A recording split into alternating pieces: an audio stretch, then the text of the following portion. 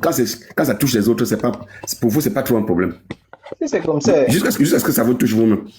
Polo, je donne un autre exemple. Gambet, tu connais de ça Est-ce qu'on qu'elle peut appelle. alors parler?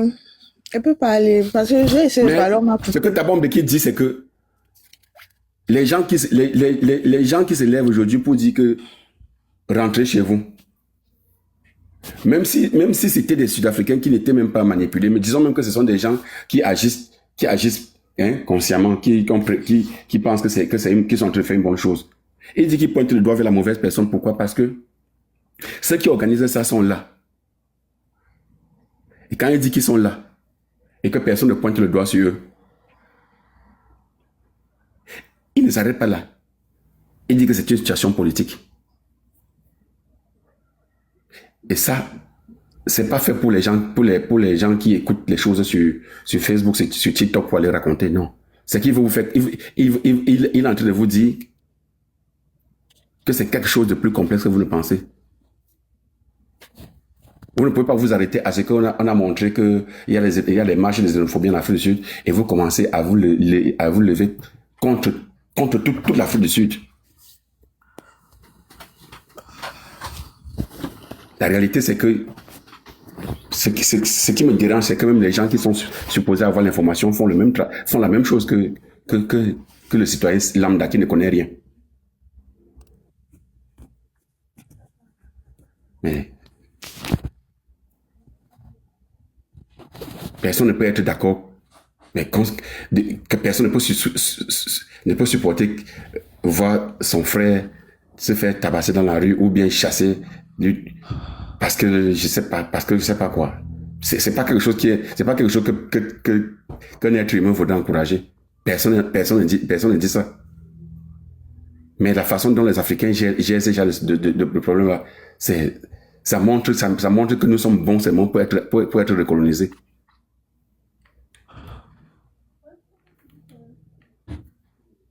Je t'ai posé une question, si les Français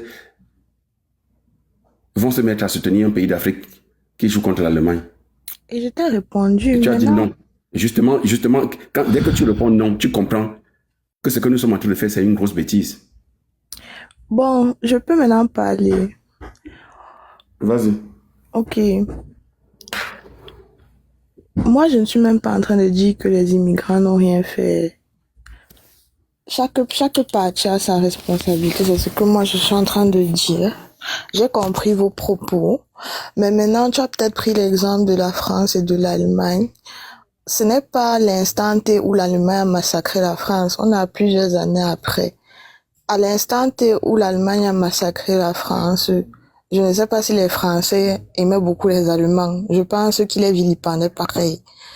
Donc, c'est juste, on est des êtres humains. Vous ne pouvez pas reprocher aux autres pays africains de s'insurger face à ce qui se passe en Afrique du Sud. Je suis d'accord que ce n'est pas toute l'Afrique du Sud, c'est une partie qui aimerait chasser toute immigration, peu importe quelle qu'elle soit. Mais n'empêche que les médias ne relaient que ça. Les médias ne relaient pas, ou du moins peut-être ça fait moins de bruit parce que je ne sais pas, je ne peux pas dire qu'ils ne relaient pas, peut-être ils relaient, mais ne relaient pas des Sud-Africains qui sont contents qu'il y ait de l'immigration chez eux, qui sont contents qu'il y ait des gens qui les aident, ou alors qui nuancent le discours, qui ne disent pas que c'est toute l'immigration dehors, mais que c'est peut-être ceux qui font dans les activités illégales qui doivent être mis dehors. De ce que j'ai vu, ils ont chassé tout ce qui était commerçants et autres, on les a tous chassés. Bon, peut-être pas de tous les pays, mais dans certains marchés, on les a chassés. Donc, moi, je trouve que c'est juste une réaction émotionnelle. Et vous ne pouvez pas juste taper sur les doigts des autres Africains de réagir comme ça. C'est juste ça, en fait. Qui a tapé sur les doigts des Africains? Je viens de te dire que le citoyen lambda qui réagit comme ça, je peux comprendre. Mais ceux qui sont chargés, ceux qui sont censés connaître la situation, c'est leur façon de relayer ça qui m'étonne. C'est pas ce que je viens de dire tout à l'heure. Quand tu dis ceux qui sont censés régler la situation, tu parles de qui? Ceux qui sont censés faire quoi? Quand tu dis ceux qui sont censés régler la situation, tu parles de Est-ce que j'ai utilisé le mot régler ici, la gambette? Tu m'écoutes même? J'ai suivi que tu as dit ceux qui sont censés régler la situation. Non, j'ai dit ceux qui sont censés connaître la situation. Ok. Ceux qui sont censés... Quand tu dis ceux qui sont censés connaître la situation, il s'agit de qui? Mais il s'agit des journalistes africains qui savent ce qui se passe en Afrique du Sud, mais qui ne font pas le travail qu'ils doivent faire. Parce que le truc, c'est que c'est qu'on utilise les médias pour manipuler les gens, mais s'il y avait une contre-propagande, tu penses que ça devait aller en couille comme ça par là? Mais c'est justement ça que je suis en train de dire. On voit pas de contre-propagande, on voit pas Est-ce que tu sais que depuis un mois, au moins en Afrique du Sud, il y a des gens qui marchent pour dire non à ces petits groupuscules de Zoulous qui disent aux gens de rentrer chez eux. Est-ce que tu sais ça? C'est justement ce que j'ai dit tantôt. Est-ce que l'autre là, est-ce qu'on montre l'autre là? Mais c'est justement ce que j'ai dit tantôt. Justement, c'est là où j'ai dit que le problème,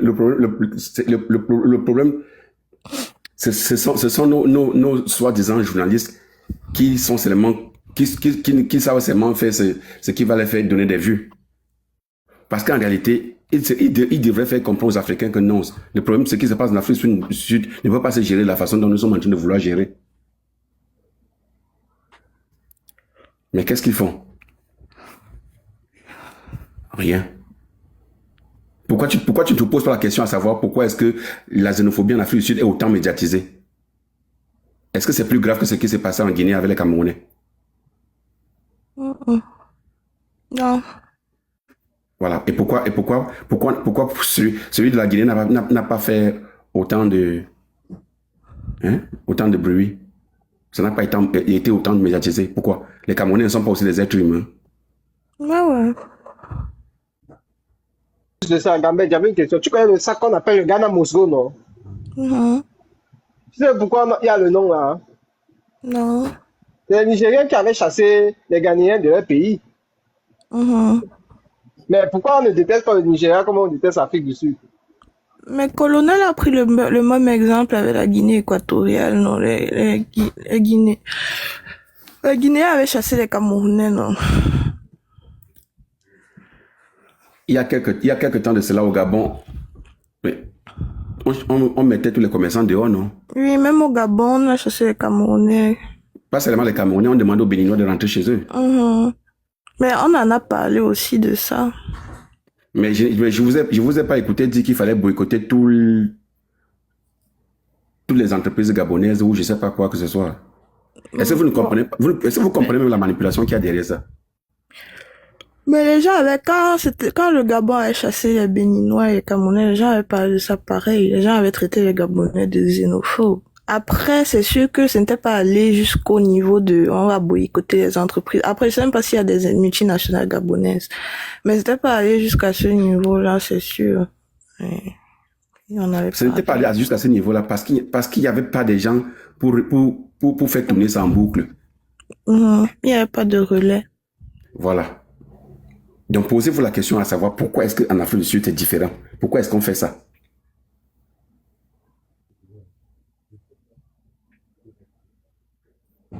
Quand le président sud-africain était à la Maison-Blanche, vous avez suivi l'échange qu'il avait eu avec Donald Trump? Suivi ça. Tellement de mensonges qu'il voulait montrer Donald Trump. Le président, à chaque fois, on disait que mais ça, c'est pas chez nous. Ça, c'est au Tchad, ça. Donc, vous avez le président américain qui va à tout prix prouver qu'en Afrique du Sud, les Blancs sont persécutés. Et jusqu'à aller monter même des fausses vidéos. Il y a même des reportages. Il y a un reportage sur ça sur YouTube. De l'autre côté, tu as Elon Musk, qui est l'homme le plus riche du monde, qui a financé la campagne de ce président-là, et qui ne cache pas sa haine envers l'Afrique du Sud, qui est son pays d'origine. Tout simplement parce que il est le fils d'un des responsables de l'apartheid. il aurait voulu qu'on extermine les Noirs en Afrique du Sud et que le pays reste leur pays. Donc, lui et son ami Donald Trump, ils doivent tout faire pour détruire l'Afrique du Sud. De l'autre côté, il y a Benjamin Netanyahu qui est le président d'un pays où les lobbies qu'ils ont en Afrique, aux États-Unis sont les plus puissants et c'est eux qui décident qui sera président aux États-Unis ou pas. Donc c'est toujours eux qui ont fait de Trump le président. Donc tu as l'homme le plus riche du monde. Tu as le président de la première puissance mondiale. Tu as le président. Tu as tout un lobby israélien. Hein?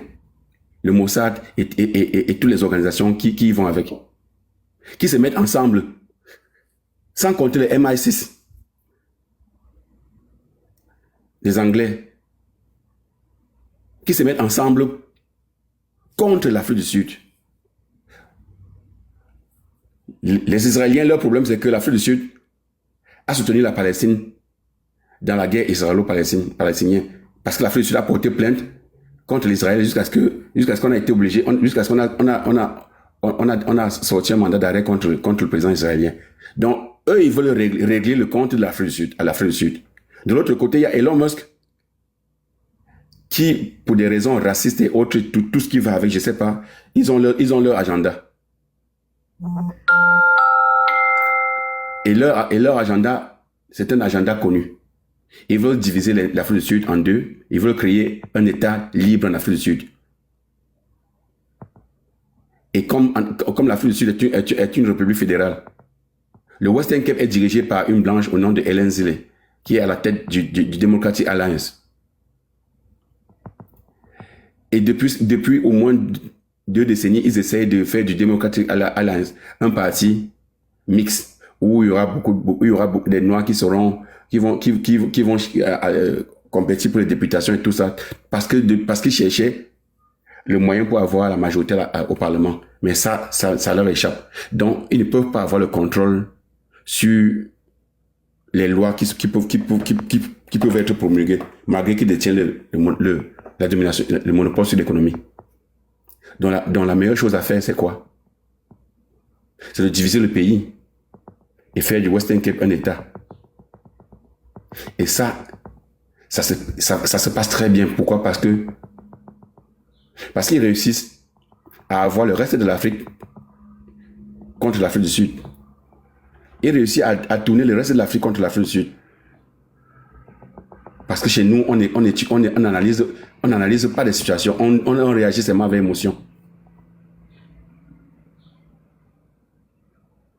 Quand ils vont le faire, les Africains seront très contents. Ils seront contents parce qu'ils vont dire, ah, c'est même bien pour eux. Ils chassaient les Noirs là-bas, non, c'est même bien pour eux. C'est ça l'Africain, hein? C'est en ça que nous sommes bons.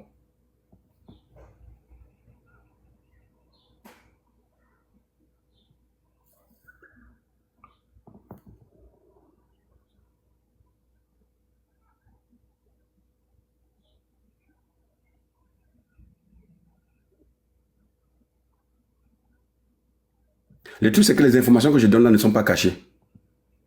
C'est ça. Les informations que je donne là ne sont pas cachées. Mais sauf que les Africains ne fouillent pas ce genre d'informations. Non, ils préfèrent ce qui fait le buzz. Comme ça, s'ils publient ça sur leur page, ça va donner des vues. Hein? On va les prendre pour les influenceurs.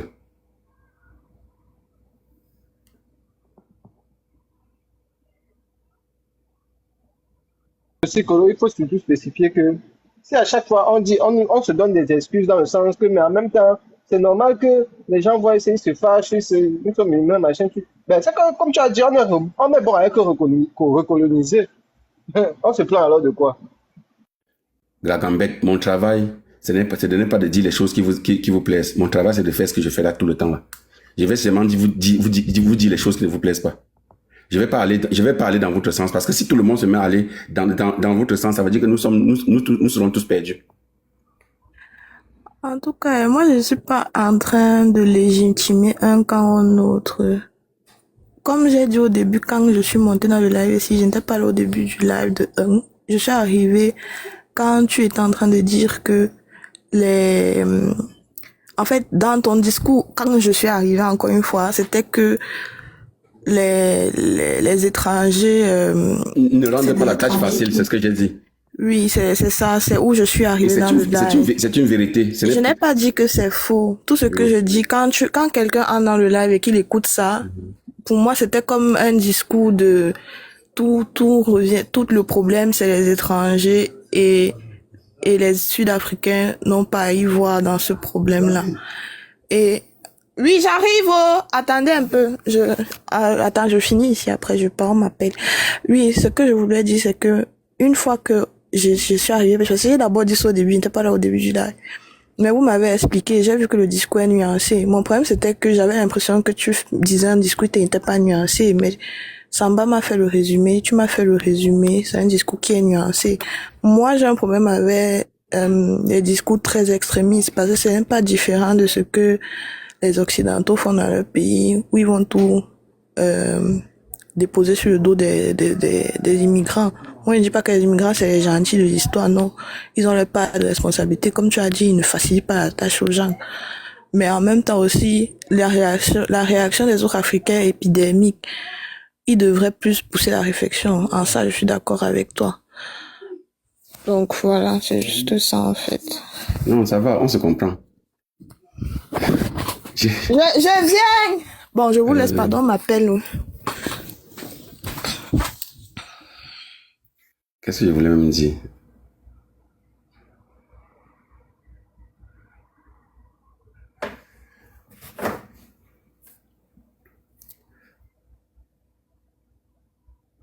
Au Cameroun, là, par exemple, si on arrive aujourd'hui au Cameroun,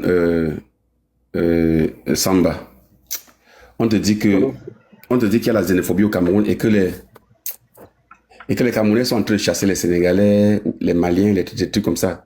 Ça va t'énerver, ça va t'énerver, ça va te faire très mal. Et ça va te faire mal, pourquoi? Parce que depuis que tu as grandi jusqu'à tu as quitté le Cameroun, tu n'as jamais entendu que les Sénégalais ou les Maliens faisaient quelque chose de mal au Cameroun. Nous sommes d'accord, non? Oui, effectivement. Mais si on te dit que les Camerounais sont en train de chasser les Nigérians, tu peux dire que gars, qui les chasse même? C'est là où justement, si tu n'es pas éduqué, tu vas directement réagir avec les émotions. Et, et on doit faire justement attention à cela, comme tu as expliqué. Parce que si on se permet à chaque fois, en se basant sur qu'est-ce que l'autre a fait, ou machin, bah, on ne va pas avancer. Ouais. Le truc, c'est que il y a des gens ok, qui se permettent de tout faire chez les autres sans... On va monter, on va descendre, mais chacun le chez soi, hein. Sans blague. Effectivement. Chacun a d'abord son enclos colonial. Maintenant, il y a les gens qui se permettent de tout faire chez les autres sans retenue, des choses qu'ils sont incapables de faire dans leur propre pays. Effectivement. Et vous voulez qu'on accepte ça juste parce que non, ce sont nos frères, c'est monté, c'est descendu. Bullshit. Je dis et je répète encore, j'ai vécu à Mellen pendant 13 ans avec les Nigériens. Je ne connais aucun des Nigériens qui ne vendait pas la drogue, qui ne prostituait pas les filles sud-africaines. Je ne connais aucun. C'était un travail, c'était le boulot, c'était leur quotidien, c'est tout ce qu'ils savaient faire. Ils ne cherchent pas le travail, ils ne veulent rien faire. Même celui qui arrive, qu'il est venu avec le diplôme qu'il est étudiant. Une semaine après, tu le vois dans un coin, il est en train d'attendre des clients. 2 mois plus tard, il a acheté sa belle voiture, il vend maintenant, il se balade maintenant avec la voiture pour livrer. Je dis que c'est tous. Et les enfants des gens, tu les vois, tu arrives, ils sont comme des zombies. On les a zombifiés avec la drogue partout. Les Sud-Africains pleurent tous les jours. Mais le problème n'est pas résolu. Ce n'est pas caché là. On connaît les Nigériens même partout dans le monde. C'est même pas juste en Afrique du Sud qui font ça. Ils sont là connus pour ça. C'est un peu comme il peut dire quoi. En Amérique latine, on connaît les Colombiens. Ouais. Malheureusement, l'image de leur pays, c'est ça maintenant, vu que c'est la plupart du temps, c'est c'est ça qui nous montre, tu vois un peu. Et, et ça va Et, même au-delà.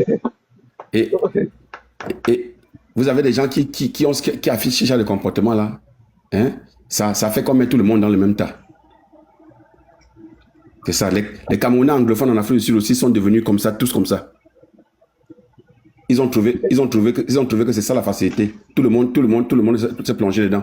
Je dis qu'il y a même eu des réunions, il y a même la réunion des femmes vendeuses de drogue à Cape Town, mon frère. Tu vas voir par exemple, La réunion des Camerounaises, des femmes vendeuses de drogue, elles sont au moins une cinquantaine dans la réunion. Toutes sont lourdes.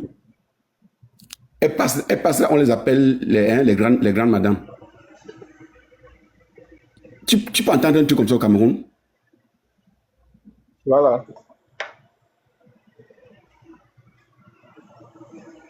Le truc, c'est que, comme j'ai dit tantôt, les Blancs qui détiennent l'économie font tout pour que ces genre de choses ne cessent pas.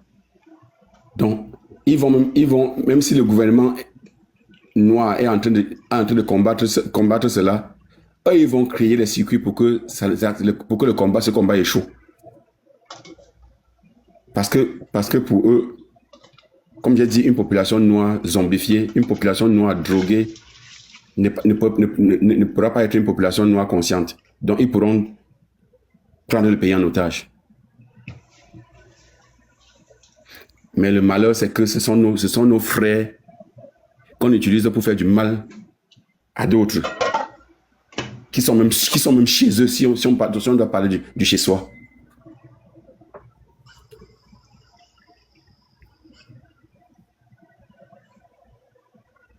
Donc ça fait que ça ne rend pas la tâche facile. Ça ne rend pas la tâche facile.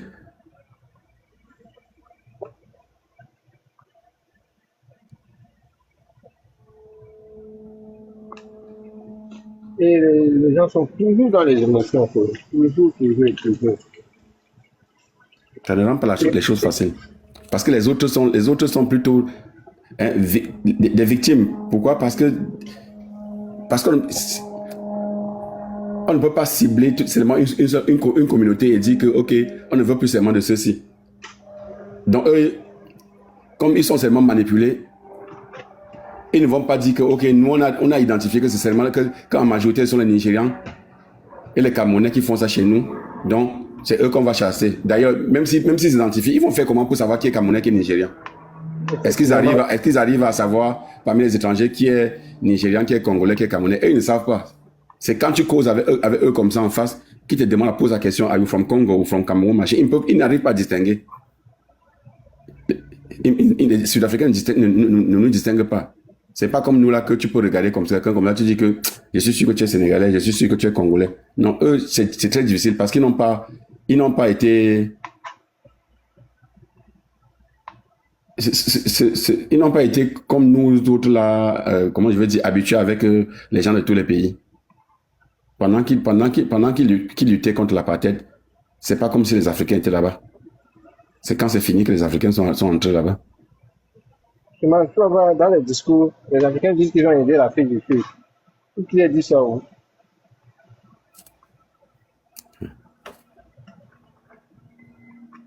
Non, le discours de qu'on a aidé l'Afrique du Sud là. Le truc, c'est que les gens utilisaient ça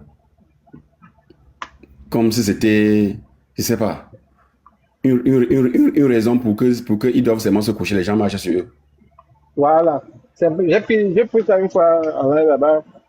Pour dire que c'est un peu comme quelqu'un que tu as un moment difficile, il vient t'aider. Mais après, pour en même temps t'enlever toujours la même liberté, au final, il m'aidait pourquoi?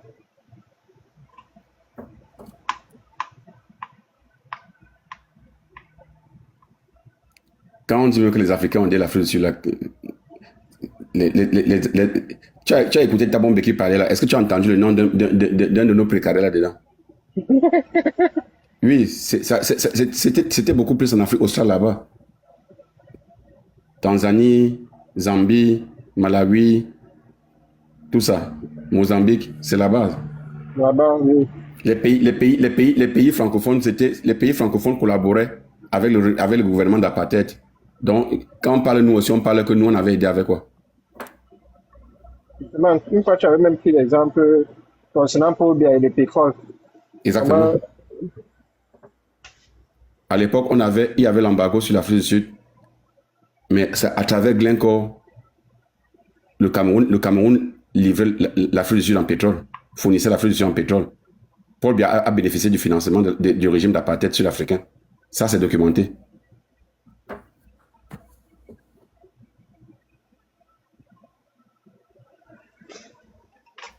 justement, c'est pas la première fois que tu prends des exemples comme ça que mais les gens vont toujours réagir avec les émotions, comme par exemple concernant la Palestine. Je me rappelle une fois que tu t'étais énervé quand tu étais parti du live. Parce que quand tu expliquais que c'est normal que l'Afrique du Sud aide la Palestine, quelque chose contre les Arabes ou machin, truc, etc., on doit parler dans ce sens. Parce que pendant l'apartheid, la Palestine a soutenu les Nelson Mandela. Donc vous voulez qu'aujourd'hui, il se retourne contre la Palestine. Non, on ne peut pas faire ça. C'est le jour, c'est le jour où je m'étais réveillé. J'avais vu que plus de 100 vidéos de mon compte avaient été signalées. Et le live là se passait c'était chez Meuni. Oui, Je me rappelle ce jour-là avec la son copine, abonné là qu'on appelait, ou c'est quoi là? Elle avait un nom bizarre là. Ouais. oui, c'est Afouzois. Voilà. Ouais, à Souzoua, ou c'est à Souzoua, oui.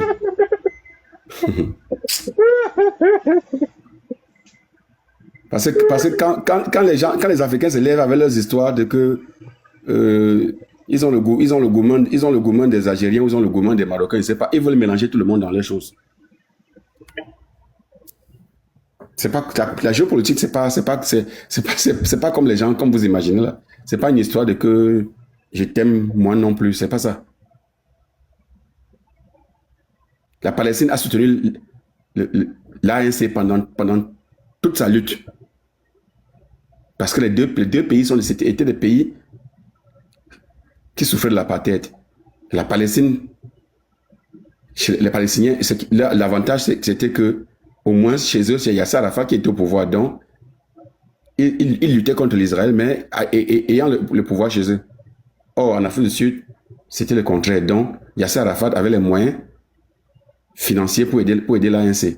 Pour que l'ANC achète les armes pour pouvoir se défendre. C'est pour ça que quand Nelson Mandela est sorti de la prison, les premières visites qu'il a fait, c'était chez ces gens-là. Fidel Castro, Yasser Arafat et autres. Et quand on lui a posé la question, à savoir pourquoi il visite ces gens qui sont, d'après eux, peu recommandables, il leur a dit, mais l'erreur que vous commettez, vous les Occidentaux, c'est que vous pensez que vos ennemis doivent être les ennemis de tout le monde. Et je dirais la même chose aux Africains. Effectivement.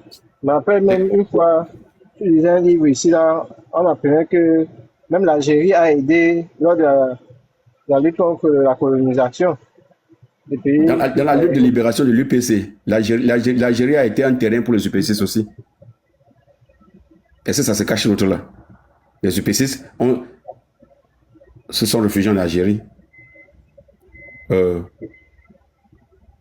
Comment on appelle ça? Patrice Lumumba, qui avait accueilli ses enfants. Le truc, c'est que, comme je dis, la géopolitique, ça demande beaucoup de... Comment je vais dire ça?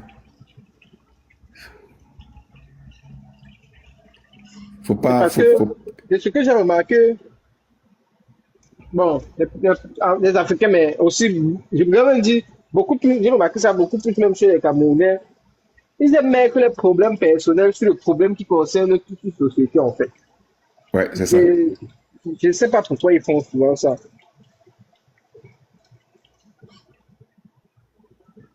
C'est pour ça que tu vas voir, même au Sahel, Même, là, même quand on parle de l'AES, pendant que le Mali a des problèmes avec l'Algérie, le Niger, lui, de l'autre côté, collabore avec l'Algérie. Effectivement. Voilà. Et maintenant, si au niveau des gens qui ont formé une confédération, qui sont supposés avoir les mêmes décisions, si ça se passe déjà là-bas, combien de fois ailleurs? Parce que la géopolitique, elle est compliquée, elle n'est pas, c'est pas un truc pour les nuls. Ça demande beaucoup de temps de réflexion. Ça demande d'être lucide quand tu analyses les situations. Il ne faut pas juste aller suivre quelqu'un qui a bavardé sur les réseaux sociaux. Tu peux aussi te mettre à répéter ce qu'il a dit. Et tu crois que c'est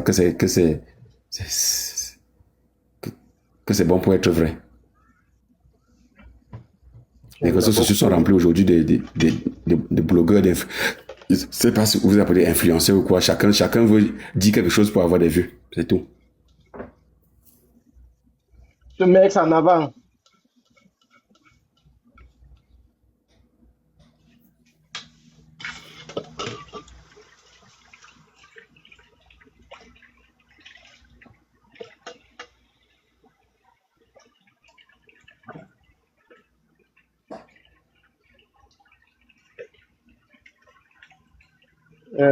Bonjour Loïc. Tranquille.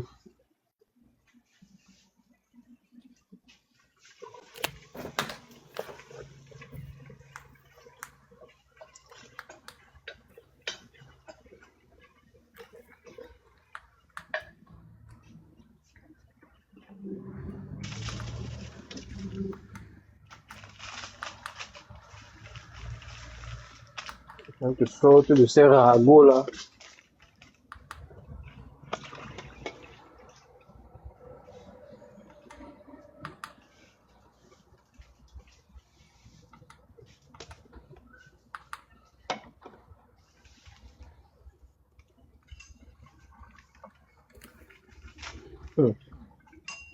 Mario, ça fait longtemps.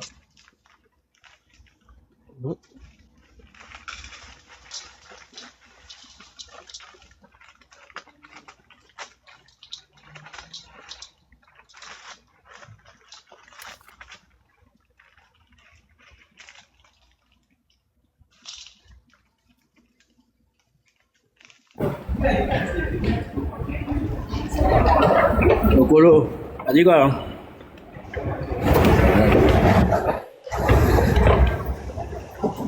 Samba.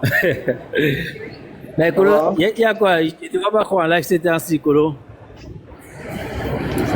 TikTok, c'est ma maison. Choqué. Ah non, parce que les lectures, non. Même, je sais pas, peut-être ça fait même 2 semaines. T'as pu faire des lectures, ou peut-être bon, c'est moi qui ai absent, je sais pas. Vendredi, je lisais ici.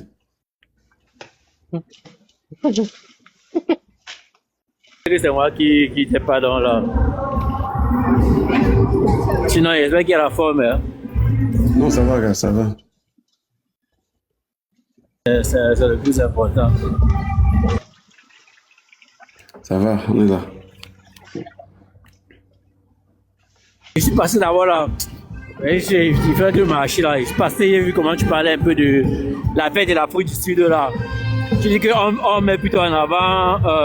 Attends un peu, il traverse les bouches, pardon.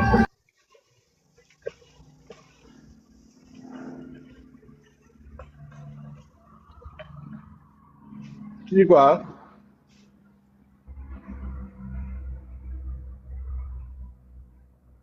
Je disais que par rapport au dossier de l'Afrique du Sud là, concernant la xénophobie, tu dis que c'est quoi que c'est un point politique parce que tu dénonces le fait qu'on met plus en avant ceux qui commettent des actes xénophobes et je sais pas trop. Moi je comprenais pas parce que je suis passé, j'ai entendu tu parlais ça.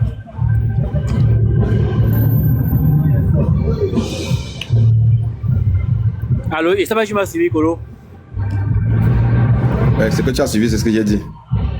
Oui, en fait, ce que je veux comprendre, là, c'est genre, si c'est que le gouvernement laisse que cela soit beaucoup médiatisé comme ça, qu'est-ce qu'il recherche donc derrière, alors? Moi, ça m'étonne, alors. Parce que il laisse fait quoi? c'est-à-dire que si le gouvernement laisse que c'est soit que ce côté négatif qui soit médiatisé. Qu'est-ce qu'eux, ils recherchent en montrant ce côté négatif-là? Tu parles de quel gouvernement? En fait, pourquoi on les... En fait, si c'est rien que le côté de la xénophobie qui est médiatisé, ça veut dire que forcément le gouvernement, je ne sais pas, ne fait rien pour que cela ne soit pas autant médiatisé. Je ne te comprends pas. Je sais pas si c'est moi qui... En fait, parce que non, regarde, je vois que on laisse d'abord les manifestations se faire et après il y a les manifestations anti-xénophobie. Là, c'est très clair qu'il existe des manifestations. Celui qui ne se renseigne ne va pas savoir. Je sais qu'il y a des manifestations anti-xénophobie. Mais donc, pourquoi, je me dis, pourquoi le gouvernement laisse d'abord ceux qui font des manifestations xénophobes le faire et comment ils ne font pas l'effort de réduire cette audience négative là vis-à-vis qui salit la population sud-africaine, parce que ça renvoie dans le monde entier. Voilà, tout le monde retient que bah, c'est fini, ce sont des xénophobes, on ne peut rien faire pour eux. Donc il n'y a pas comme une forme de je sais pas, une contre-balance médiatique. Donc, qui devait faire la contrebalance, c'est quoi? C'est le gouvernement sud-africain. Moi, je pense que c'est parce que ça salit l'image de l'Afrique du Sud. Les médias appartiennent à qui? Au gouvernement, non? Dans les médias qui le diffusent appartiennent au gouvernement sud-africain. Bon, je sais que la plupart du temps, les médias sont contrôlés par le système. La plupart des pays africains, les médias sont contrôlés. Le système là, c'est quel système? Ah, là, maintenant, je ne vais pas connaître parce que je ne maîtrise pas le système politique sud-africain. Qu'est-ce que ça a d'abord à voir avec l'Afrique du Sud? L'affaire des médias. Pourquoi, attends, Colo, là, c'est que je pose comme question. Je ne sais pas si je comprends ma question. Si je comprends ma question, tu réponds. Non, j'ai une question à te poser. Oui. Donc, ce que tu aurais voulu, c'est que l'Afrique du Sud ferme les frontières à France 24, RFI, TV5, tous ces médias occidentaux qui sont venus se déverser en Afrique du Sud pour faire tourner ça en boucle. C'est ce que tu veux dire, non? Bien sûr, parce que c'est quoi comme ça? Ou ça, il montre aussi le côté... Non, ça, c'est ta façon de voir les choses, mais ça se passe pas. Et ça veut salir toute une nation. Non, ça se passe pas comme tu penses. L'Afrique du Sud n'est pas le Burkina Faso ou le Mali. Non, c'est pas comme ça.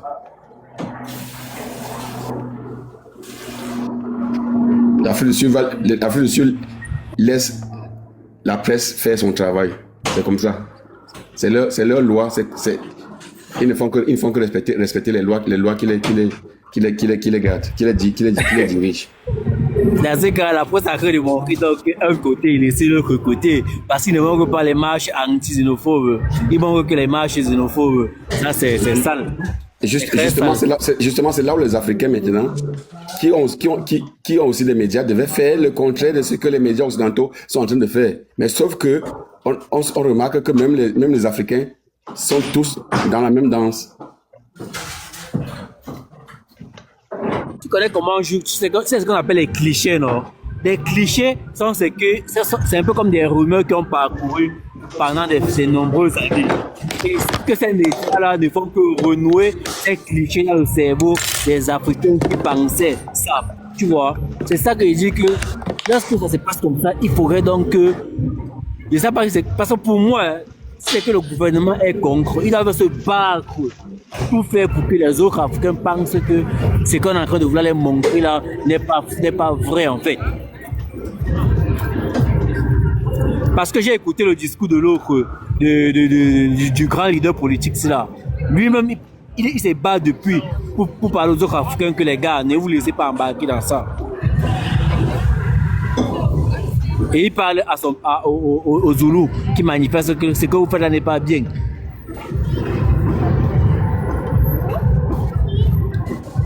Parce qu'à la longue, je ne pense pas que ça fait gagner au peuple sud-africain. Ça les fait plutôt perdre.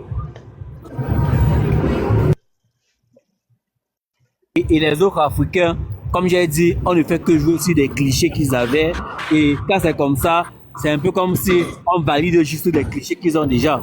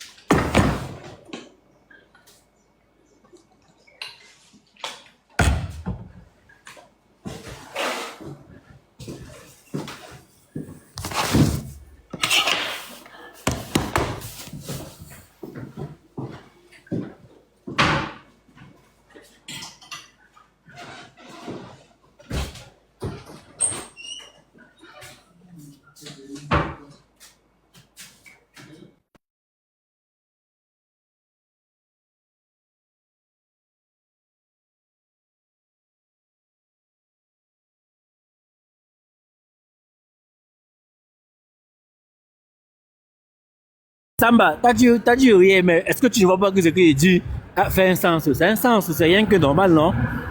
Si par exemple, toi, tu grandis avec l'idée que les Sud-Africains sont xénophobes, mais que tu n'es jamais allé là-bas, il y a une partie de ton conscient qui accepte qu'ils sont xénophobes. Les médias montrent donc qu'il y a des marches xénophobes. Toi, tu vas seulement dire que, on m'avait dit que les gens sont xénophobes.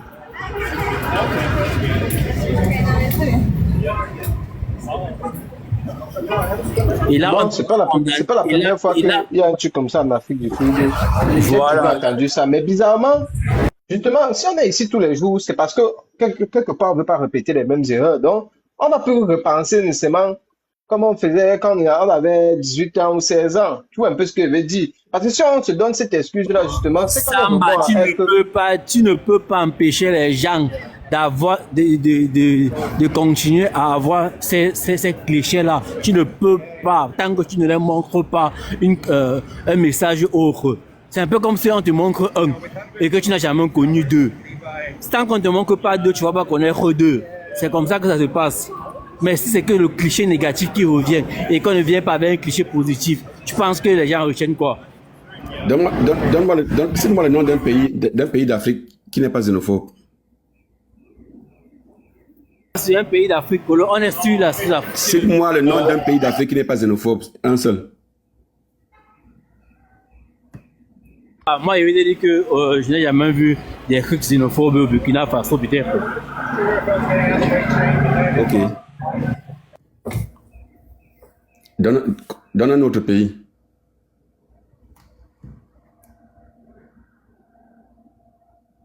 Est-ce que le mec a cité les pays colons? Moi, il y a un côté difficile. Tu devais citer au moins, même déjà. Même le Cameroun n'est pas xénophobe. Tu es sûr? À part peut-être des guerres tribales à l'interne. Mais je vois vraiment les Camerounais avec des guerres xénophobes. Moi, j'ai jamais constaté ça.